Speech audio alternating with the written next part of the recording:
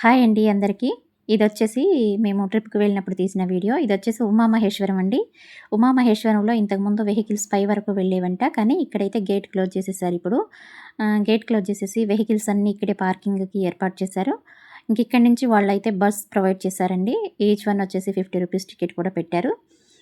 ఎంతో లాంగ్ కూడా లేదండి. ఒక 2, 3 మినిట్స్‌లోనే బస్సు పైకి వెళ్ళిపోతుంది.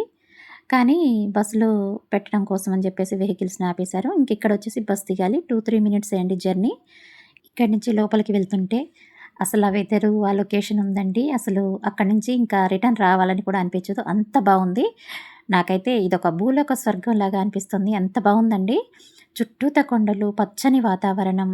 అసలు ఆ లొకేషను అసలు చూస్తేనే అర్థమవుతుందండి. చెప్తే కూడా అర్థం కాదు. ఎంత అద్భుతంగా ఉందంటే చాలా అద్భుతంగా ఉంది. కాకపోతే కోతులు ఎక్కువగా ఉన్నాయి. ఇక్కడ చూస్తున్నారు కదా! ఇదొచ్చేసి మెయిన్ టెంపుల్ అండి. శివుడి టెంపుల్ ఇది. లోపల శివలింగం ఉంది. శివలింగము తర్వాత ఇంకా వేరే ఏదో విగ్రహాలు కూడా ఉన్నట్టున్నాయి లోపల. లోపలికి వెళ్లి దర్శనం చేసుకొనైతే బయటకొచ్చాం మేము. కానీ చాలా బావుందండి. టెంపుల్ కూడా చాలా బావుంది. ఒక్కొక్క సైడ్ కొండకు ఆనుకొని ఉంటుంది. ఇంకా ఈ కొండకు ఆనుకునే పైన చూసారా ఒక రూమ్ కనిపిస్తుంది కదా! పైన కొండ లోపల అక్కడ ఒక రూమ్ ఉందంటండి. మరి అక్కడ ఏముందో మాకైతే తెలీదు గానీ రూమ్ ఉంది అంటుంటే నేనైతే జూమ్ చేసి వీడియో తీశాను. ఈ కొండ చూసారా అంతా రాళ్ళు ఇలా. ఇంకిక్కడైతే ఒక 2 రూమ్స్ ఉన్నాయండి కింద. ఇక్కడ ఏంటి ఆ రూమ్స్ అని కూడా నేనైతే లోపలికెళ్ళి చూశాను కింద. ఒక రూము అయితే మాత్రం ఇక్కడ శివలింగం ఉందండి. ఒక రూమ్‌లో అయితే ఏముందో చూడలేదు నేను. చూసారు గదా! ఇక్కడ శివలింగం ఏర్పాటు చేశారు.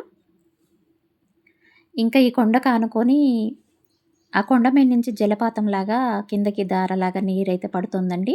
ఇక్కడ కిందైతే ఒక శివలింగాన్ని ఏర్పాటు చేశారు. ఆ నీళ్లు మొత్తం కూడా ఆ శివలింగం మీద అభిషేకం చేస్తున్నట్లుగా పడుతున్నాయి. చాలా బావుందండి. లొకేషన్ అయితే చాలా అద్భుతంగా ఉంది తెలుసా! చూడదగిన ప్రదేశము. చాలా అంటే చాలా బావుంది.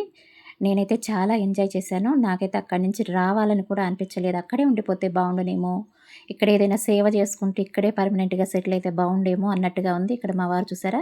ఈ జలపాతం దగ్గర నించొని ఎంజాయ్ చేస్తున్నారు.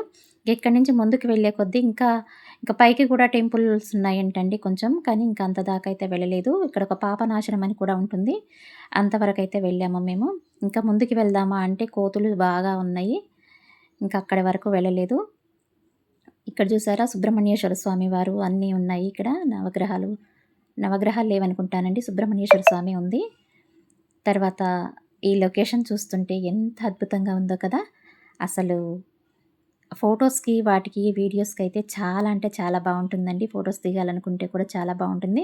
ఇక్కడైతే చాలామంది దిగి ఫోటోస్, వీడియోస్ తీసుకుంటుంటే మేము కూడా అలా ఫోటోస్ తీసుకున్నాం, వీడియోస్ తీసుకున్నామండి కొన్ని. అందరూ కూడా ఇక్కడ నిలబడి లొకేషన్ బావుందని జెప్పేసి ఫోటోగ్రఫీ తీసుకుంటున్నారు. చాలా అంటే చాలా అద్భుతంగా ఉందండి. ఎవరైనా చూడకపోతే ఒక్కసారైతే చూడండి.